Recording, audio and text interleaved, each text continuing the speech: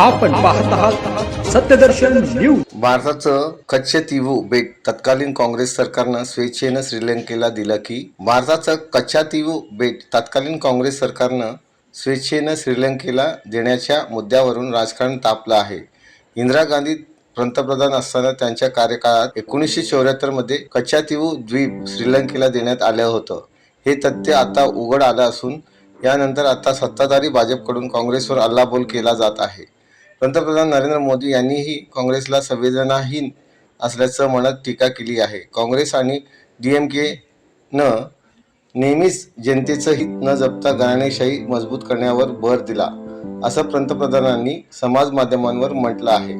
कच्छतीवू बेटाबद्दलच्या नव्या माहितीमुळे द्रमुकचा दुतोंडीपणा समोर आला आहे। त्यांच्या या वृत्तीमुळे आपले गरीब मच्छीमार बांधव आणि भगिनींवर अन्याय झाल्याचं त्यांनी म्हटलं आहे।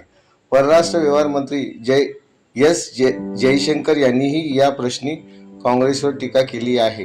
या घटनेला कोण जबाबदार आहे हे आम्हाला माहीत आहे, मात्र हे सत्य कोणी लपवलं हे शोधणं आवश्यक आहे असं ते म्हणाले। या घटनेचे सर्व तथ्य जाणण्याचा जनतेला अधिकार आहे। जवाहरलाल नेहरूंपासून इंदिरा गांधीपर्यंत सर्वांनी या बेटाचं महत्त्व नाकारलं असं ते म्हणाले। तर काँग्रेसनं याबाबत बचावात्मक पवित्रा घेतला असून निवडणुका डोळ्यासमोर ठेवून भाजपानं हा मुद्दा उचलल्याचा आरोप काँग्रेस करत आहे।